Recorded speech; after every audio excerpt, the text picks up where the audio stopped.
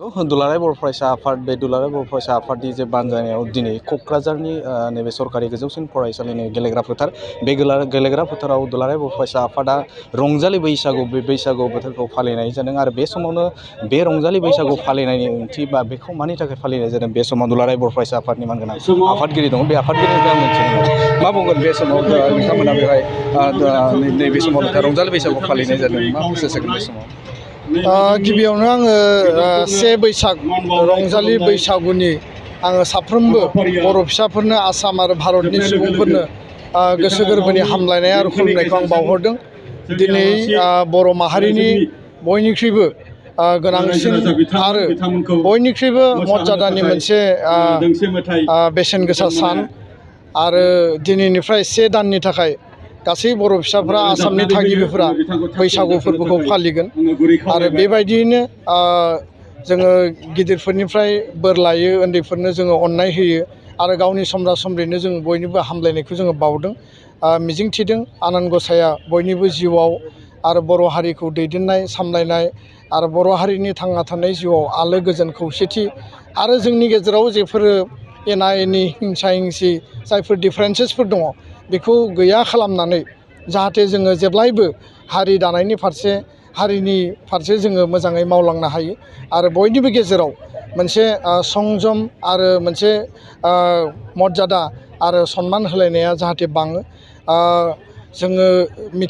मोनै समनिफ्राय जारिमिना मोनहैसयै समनिफ्रायनो बैसागु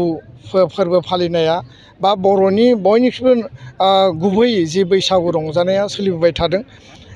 बे बुहुमाव गोबां मानसि जोनोम जाबाय, गोबां बेनिफ्राय बिदाय लाबाय। बर' माहारिनि सोमावसारनायाव गोबाङा मुंख्लं जाबाय, गोबाङा जिउ गारनो गोनां जाबाय आरो गाव हारिनि गेजेरावबो मालाबा एना एनि थासारिनि गेजेरजों जिउ जोबनांबाय। जेसेबां बेयाव माहारिनि थाखाय त्याग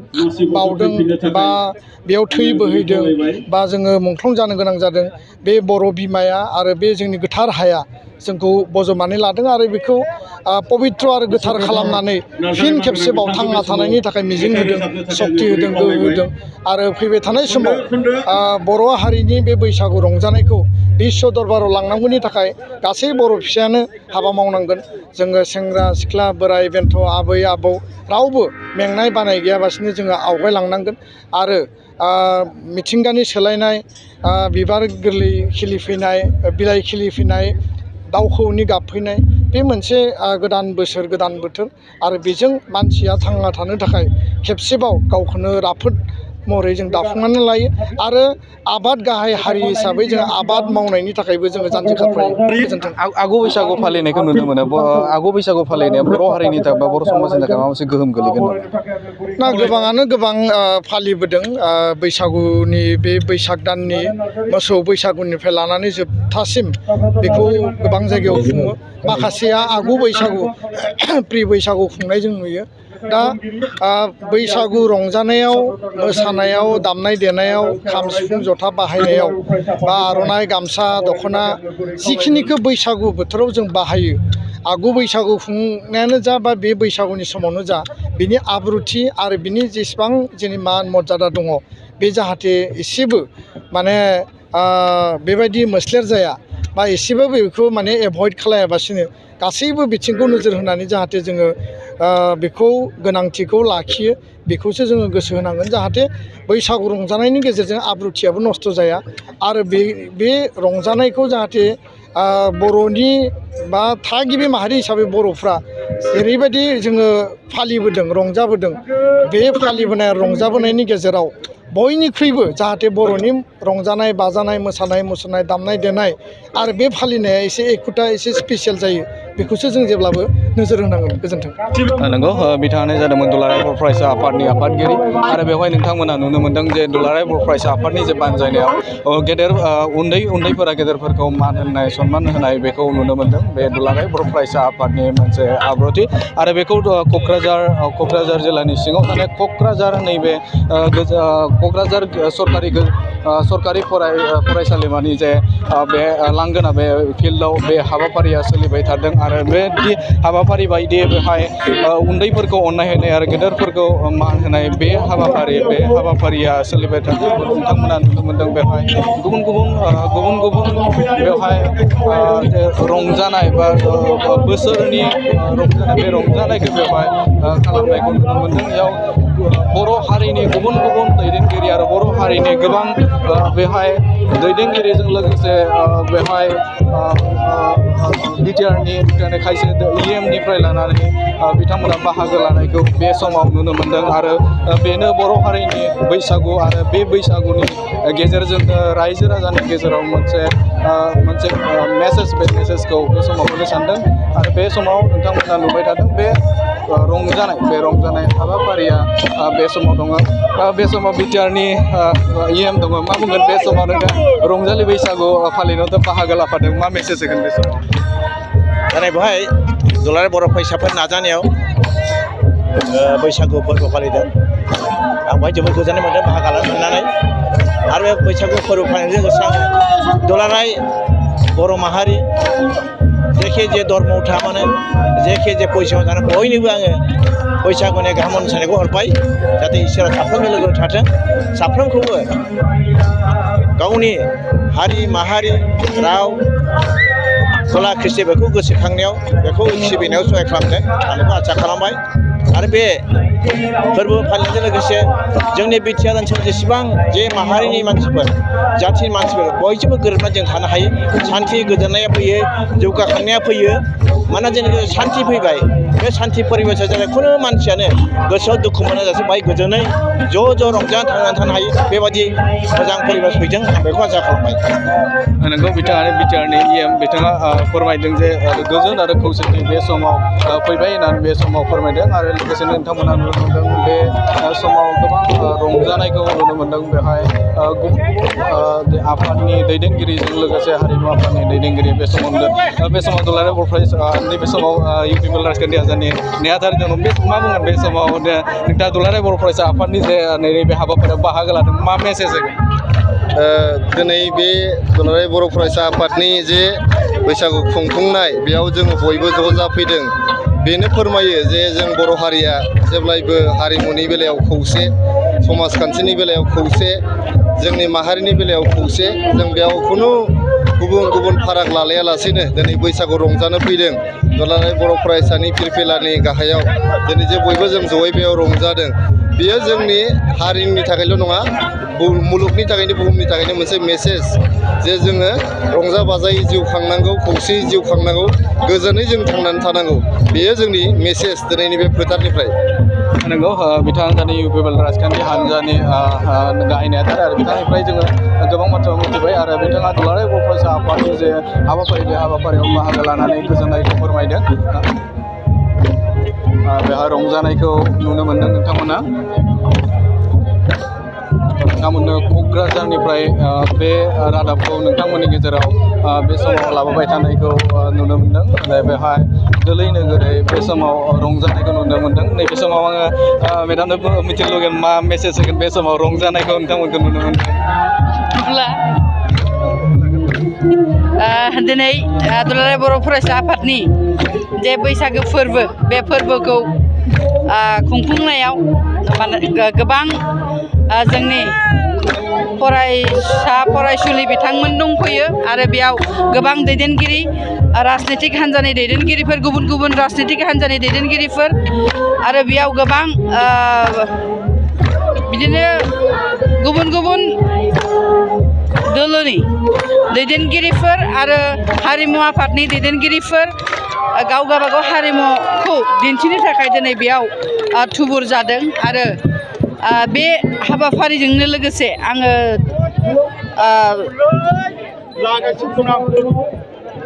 दुलाराय बिटिआरनि रायजो राजा आइ आफा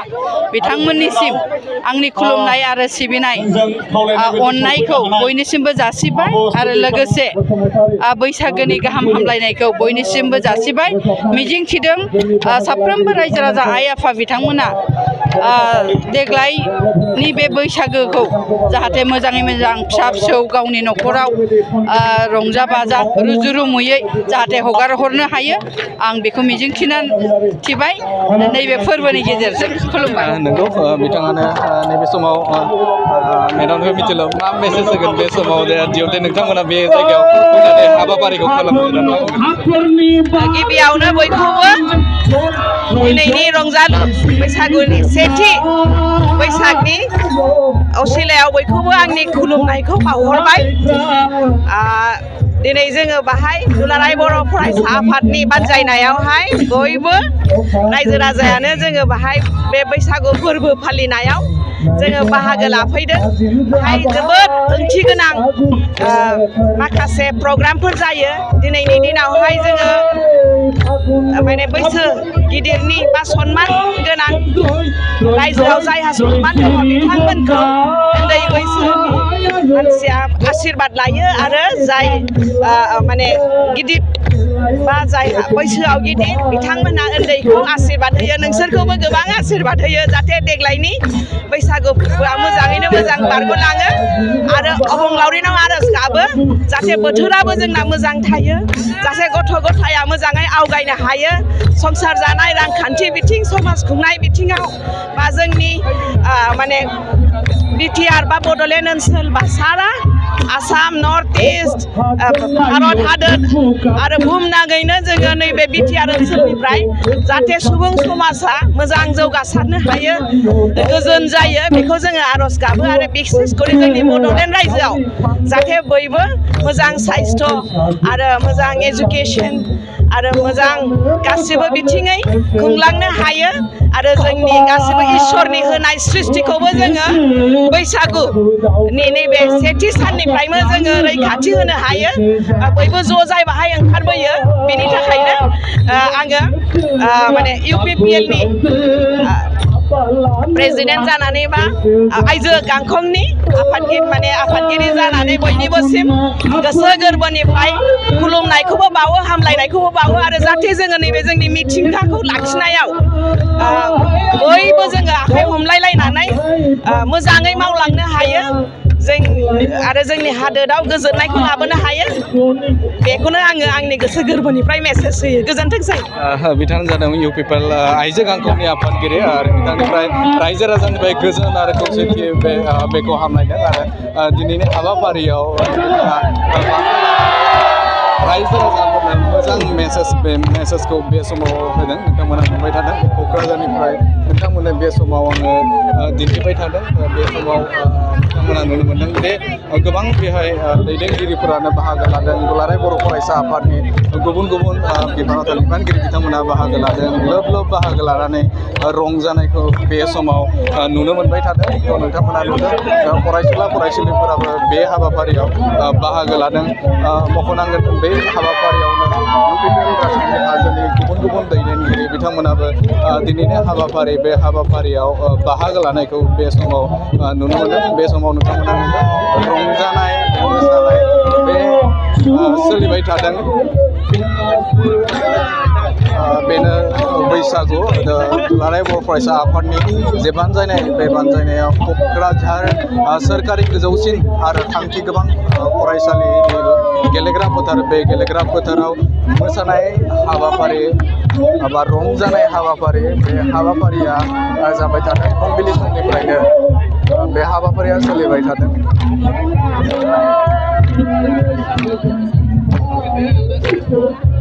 बे समाव रायजो सभानि एमपि बिथांनिफ्राय जों मिथिनो नाजागोन। बिथांनिफ्राय मेसेज जोङो बे समाव नागिरगोन। रंजानायखौ नुनो मोनदों। मा मेसेज होगोन बे समाव रंजानायखौ नुनो मोनदों बैसागु बोथोराव मा मेसेज होगोन बे समाव? बैसागु बोथोराव रंजानायनिनो मोनसे उत्सब बे फोरबो। बे फोरबोआव गासैबो आइ आफा रायजो राजाफोरनिसिम आंनि गाहाम हामलायनाय सिबिनाय खुलुमनायखौ आङो बावहरबाय। दिनै दुलाराय बर' फरायसा आफादनि बानजायनायाव क'क्राझारावहाय बिराद मोजां मोनसे बैसागु रंजानाय हाबाफारि बेवहाय जागासिनो दङ। बे बुब्लियाव बयबो बाहागो लादों। आं बयनिसिमबो गाहाम हामलायनाय बावबाय। देग्लाय बोथोरा खोब मोजां, मिथिंगाया जोंनो मदद होदों। बयबो गोसो होसारनानै रंजादों। आरो बयबो रंजानो आरो बे रंजानायनि गेजेरजों माबाफोर गोरोन्थि सानलायनाय दङबा माबाफोर गाज्रि सिन्था दङब्ला बेयो जोबस्रांलांथों मोजां सिन्था मोजां साननायनि गेजेरजों समाजनि हाबा मावनो बयबो हाथों आरो बयबो बे समाजखौ गोग्गो खालामनो थाखाय बयबो खामानि मावनो हाथों आं बेखौनो हास्थायो आं इसोरनि खाथियाव आर'ज गाबो बे समाव नुनो मोन्दों जे नैबे बैसागुआ बे स्टेज समाव फैबाय स्टेजाव लाबोनाय जाबाय बे बैसागुआव गोदोनि समाव जोङो गामि गामि रंजानायखौ नुनो मोनो न'खर न'खर रंजानायखौ नुनो मोनो बे समाव बैखौ लाखिफिननो थाखाय जों मा मावनाया गोनांथि दं आथिखालाव मुलुगा सोलायसुला बुहुमा सोलायसुला गोदोनिखौबो लाखिनानै आथिखालनिखौबो जों बजबनानै आरोबाव गोजौआव दावगालांनायनि जे थासारि बेखौ लाबोनो थाखाय जोङो दिनै नाजाबाय थानाय जादों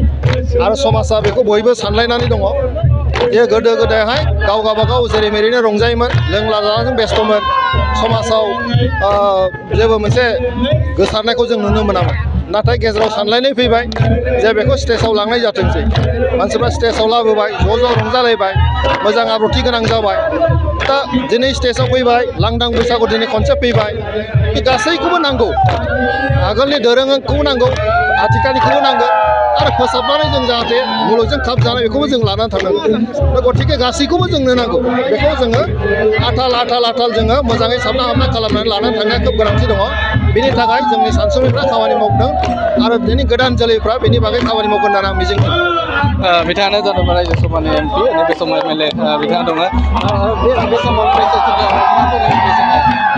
जोबोद रंजानाय मोनदों देग्लायबो दुलाराय बर' फरायसा आफादनि बानजायनायाव बे लांदां बैसागुखौ क'क्राझाराव फालिनाय जादों गामाखालि बोसोराव फालिनाय बायदि देग्लाय साबसिन रंजादों गोबां मानसिफ्रा बेयाव बाहागो लादों रायजो सभानि MP रोनगोरा नार्जारिबो दङ जोंनि MLAफोरबो दङ EMफोरबो दङ बर' थुनलाइनि आफादगिरिबो दङ बेबायदिनो गोबां सानसुमैफोर दङ गोसो खुसियै रंजादों जोङो बैसागु फालिनायजों लोगोसे बे फालिनाया उननिफ्रायनो जाहाथे जोंनि माहारिनि गेजेराव गोजोन नाजेनो फैयो आरो बयनिबो थाखाय जेन' बे बोसोरा मोजां जायो बेखौनो आं मिजिंथियो गोबां जों नुनो मोन्दों जे जायगा जोङो बेखौ नुनो मोनो जोंनि आंगो हारिमुनि माखासे आगजुफोरा गोमालांबाय दामनाय देनायनिफ्राय लानानै बे वेस्टार्न जालांजोब्बाय दा बे बिथिङाव मा बुंगोन बे समाव बेनि थाखाय सानबाय थादों दुलाराय बर' फरायसा आफाद आरो माहारियारि आफादफ्राबो जोंनो माखासे वार्कशप नांगौ दानि गोदान लाइमोन सेंग्रा सिख्लाफ्रा बेफोरखौ सोलोंनायनि थाखाय खाबु मोनाखै दा बेनि थाखायनो जायगा वार्कशपखौ खालामनाय जादों दुलाराय बर' फरायसा आफादनिफ्राय हारिमु आफादनिफ्राय जाहाथे जोंनि गोदान जेनेरेसन गोदान लाइमोनफोरनो बे सेंग्रायानो जा सिख्लायानो जा बिथांमोनखौ खाम दामनो फोरोंनाय सेरजा दामनो फोरोंनाय सिफुं सुनो फोरोंनाय बायदिसिना हाबाफारि लादों आरो नांबावगौ बेखौ जाहाथे मोनफ्रोमबो ओनसोलाव खालामनो हायो मानोना फोरोङाबा बोरै सोलोंनो बोरै रोंनो दा बेनिखायनो फोरोंनायाबो थानांगोन जुदि बिदि थायोबा जोंनि लाइमोनफ्रा सोलोंनायनि खाबु मोनगोन बे समाव मोनसे बाथ्रा नोंथांमोननिफ्राय मिथिनो लुबैदों माखासेयाव जों गामि बेखौ नुनो मोनो थिं दामनानै मोसानायखौबो जों नुनो मोनो बेबायदि जुदि दामोब्ला जोंनि कालसारा बा जोंनि हारिमुआ फोथांनाया बे बेसेबां सम्भब जागोन आं बेनिखायनो बुंदों जायगा जोंनो वार्कशपनि प्रयोजन दं गोबां गामियाव खाम सेरजा जथा सिफुं गैया गोदान जेनेरेसना सोलोंनो होनबाबो खाबु गैया दा बिदियाव रंजानायनि नामाव सोरबा जानला मोनला इन्सट्रुमेन्टफोरखौ बाहायो बिदि जानाया थिग नङा बेनिखायनो जों खाबुबो होनांगोन जाहाथे बेबायदि खाबुखौ बयबो लानो हायो आरो डेफिनेटलि दायो मानसिफ्रा एसे सोलोंबाय नुनानै सोलोंबाय नाथाय दा रेडिमेडखौ बांसिन बाहायो केसेट हगारबाय मोसाबाय जाहाथे बेबायदि जाया बेफोरखौ जोङो बेबायदि वार्कशप बायदिसिना गेजेर खालामोबा निस्सय बेबो जोंनो मोजां मोनसे राहा बिथां जानाय MLA मानिया लरेन्स सिख्लारि आरो बे समाव नुनो मोन्दों मोसानायखौ बे समाव रंजानायखौ नोंथांमोना नुनो मोन्दों बेवहाय खुगा मेथाइ खननानै बे समाव मोसानायखौ नुनो मोनबाय थादों बे समाव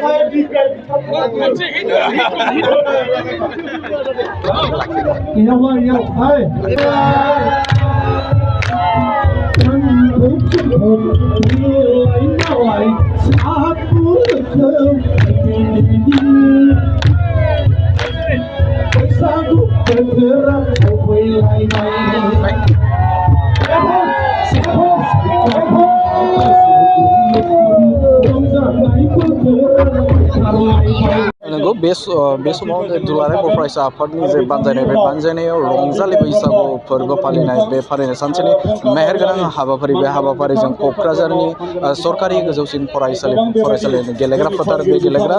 फोथाराव गाजा गोमजायै दुलाराय बर' फरायसा आफादा बे हाबाफारिखौ मावफुंदों आरो बे हाबाफारियावनो गुबुन गुबुन दैदेनगिरिफोराबो बाहागो लानायखौ बे समाव नुनो मोन्दों आरो बे समावनो दुलाराय बर' फरायसा आफादनि गुबुन गुबुन जायगानिफ्राय दैदेनगिरि बिथांमोना बाहागो लानानै दिनैनि हाबाफारिखौ मावफुंदों बे समाव नोंथांमोननो क'क्राझारनिफ्राय आं राकेश रामसियार नोंथांमोननो आबुं फोरमायथिखौ होयो।